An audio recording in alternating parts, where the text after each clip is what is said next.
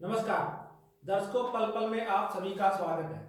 आज देश ने अपना 72वां गणतंत्र दिवस धूमधाम से मनाया, क्योंकि आज के दिन यानी 26 जनवरी 1950 को ही हमारे देश का संविधान लागू हुआ था। वह संविधान जिसके तहत देश की शासन व्यवस्था चलती है।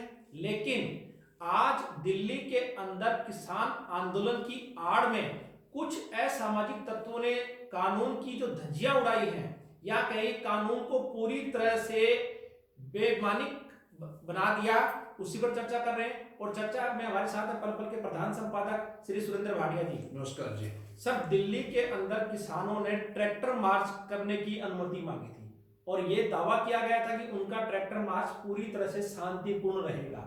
किसान नेता जो पिछले 2 महीने से किसानों को लीड कर रहे थे, उन्होंने भी पुलिस को आश्वासन दिया था कि हमारा शांतिपूर्ण होगा।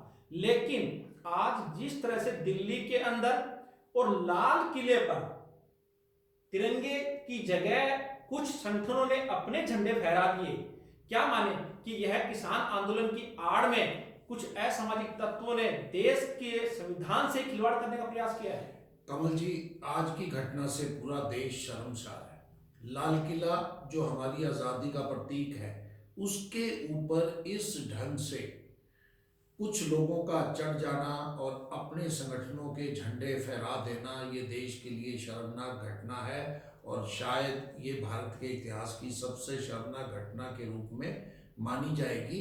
लेकिन यहाँ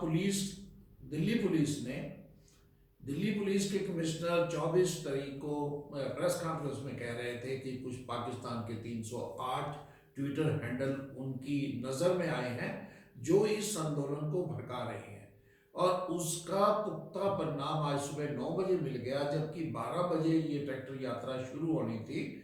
और 9 बजे, पौने 9 बजे ही एक संगठन के लोगों ने सिंधु बॉर्डर को तोड़कर और दिल्ली में प्रवेश कर लिया था। उसके बाद यूथ पुलिस ने, अब पुलिस कह रही है हमने संयम बरता, लेकिन संयम की भी एक मर्यादा होती है जी। ठीक है, किसान थे और किसानों पे लाठीचार्ज अनेक स्थानों पर हालांकि हुआ है, आप उसमें संयम बरतें। लेकिन अगर कोई देश के प्रतीकों के साथ खिलवाड़ कर रहा है, वहां संयम बरतना ये समझ से बाहर है। सर, पंजाब के कांग्रेस सांसद रवनीत सिंह जी, उनका एक बयान अभी आया है उस घटना के बाद। कल उन पे भी हमला हुआ था, तो वो कह रहे हैं कि जो उनका केसरिया रंग का झंडा होता है, लेकिन लाल किले पर जो झंडा लगाया गया वह पीले रंग का था। वो साफ साफ कह रहे हैं कि यह खालिस्तान का हाथ है इसके अंदर, जबकि पहले से ही ऐसी बातें चल रही थी कि इस मूवमेंट के अंदर कुछ खालिस्तानी घुस गए हैं जिनका किसानों को भी पता नहीं है।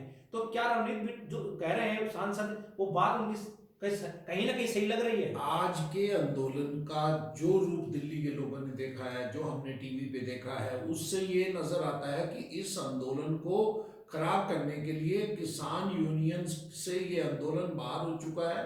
और इस प्रकार के बयान लोग दे भी रहे थे, चाहे वो भारत से बाहर जो लोग बैठे हैं वो दे रहे थे, कुछ लोग मोदी पर पर्सनली अटैक कर रहे थे और उसको ब्लू स्टार ऑपरेशन की तरह और किसान आंदोलन को उससे जोड़ रहे थे। ये बड़ी खतरनाक साजिश है। आज सबसे बढ़िया अगर किसी का बयान आया है तो वो कांग्रेस के मुख्यमंत्री कैप्टन अमरिंदर सिंह ने इस पूरी घटना की निंदा की है और उन्होंने कहा है कि कोई भी जो लोकतंत्र में इस प्रकार की घटनाओं को स्वीकार्य नहीं है। पूरी कांग्रेस इस बारे में चुप है और वो और भाषा बोल रही है, कैप्टन अमरिंदर सिंह और भाषा बोल रही है।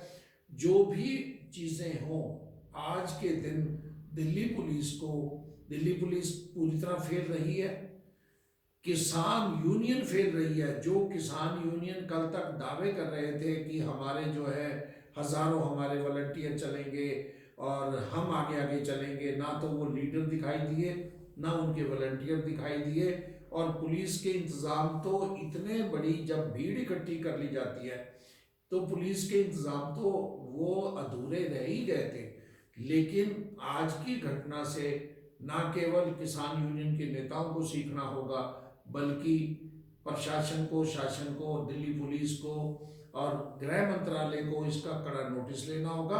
और शायद जब हम ये आपस में बातचीत कर रहे हैं, दिल्ली में स्थिति अब काबू में है। लाल किले से लोगों को लगभग खदेड़ा जा चुका है। आईटीओ पर एक घटना हुई है जिसकी सीसीटीवी फुटेज जो है दिल्ली पुलिस ने जारी की है, जिसमें खुलेआम एक ट्रैक्टर चालक एक बैरियर को तोड़ते हुए वो उल्टा है, उसकी मौत हुई है। और लोगों ने ये अफवाहें उड़ाई भी पुलिस की गोली से एक किसान मारा गया है।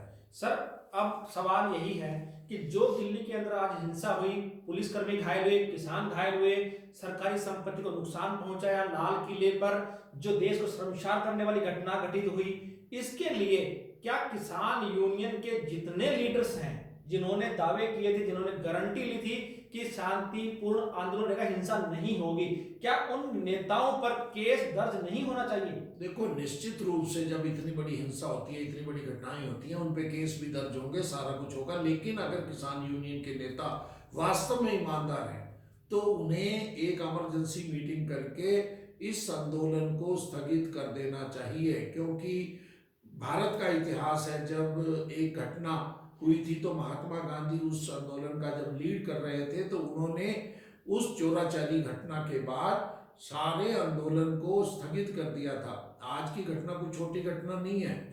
अगर आप थोड़ी सी पुलिस वहाँ आईटीओ से इंडिया गेट केवल 2 किलोमीटर दूर है, और उस समय पूरा देश जब गणतंत्र दिवस मना रहा था, वहाँ झांकियां निकल रही थी, देश अपनी शक्ति दिखा रहा था। वहीं आईटीओ पर उस समय कुछ जो किसान थे अपने ट्रैक्टरों के साथ वहाँ बैरियर तोड़ रहे थे, वहाँ पुलिस ने उनको रोकने में सफलता प्राप्त की, हालांकि गोली नहीं चलाई। सबसे बड़ी बात जो है, आज भी दिल्ली पुलिस ने और अधिक बल प्रयोग नहीं किया। इसी के कारण किसानों के हौसले, कुछ लोगों के हौसले बढ़े और वो लाल किला की प्राचीर पे ऊपर चढ़ गए। और उन्होंने जो वहाँ पे 2-3 घंटे तक जिस ढंग का तांडव मचाया है वो निश्चित रूप से निंदनीय है, और सरकार को भी इसके बारे में गंभीरता से इसको लेना होगा। साथ ही जो किसान आंदोलन अगर ईमानदार हैं, उनके लीडरशिप जिन्होंने 37 पॉइंटों पर सहमति व्यक्त करके, दिल्ली पुलिस ने जो 3 ट्रैक्टर यात्राओं को, 3 ट्रैक्टर परेड को जो अनुमति दी थी वो 37 शर्तों के साथ दी थी जी। उसमें से शायद एक भी शर्त नहीं मानी गई जी। सर, आखिरी सवाल यही जो हर आदमी के आज जहन में है कि 2 महीने से जो आंदोलन शांति से चल रहा था, दिल्ली के बाहरी इलाकों में जो किसान डटे हुए थे, धरना देके बैठे हुए थे, आंदोलन कर रहे थे, अब इस आंदोलन का क्या होगा? क्या आंदोलन समाप्त हो जाएगा?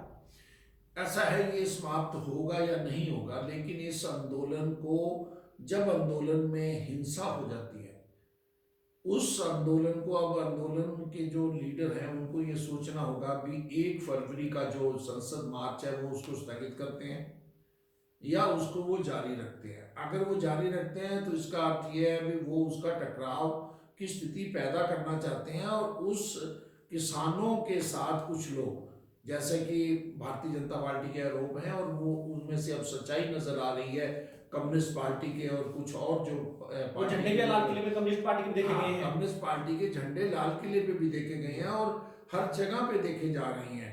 और हालांकि कम्युनिस्ट पार्टी का हरियाणा, पंजाब और उत्तर प्रदेश, दिल्ली में कोई खास जनाधार नहीं है, लेकिन वो आंदोलनकारियों में सबसे ज्यादा दिखाई दे रहे हैं।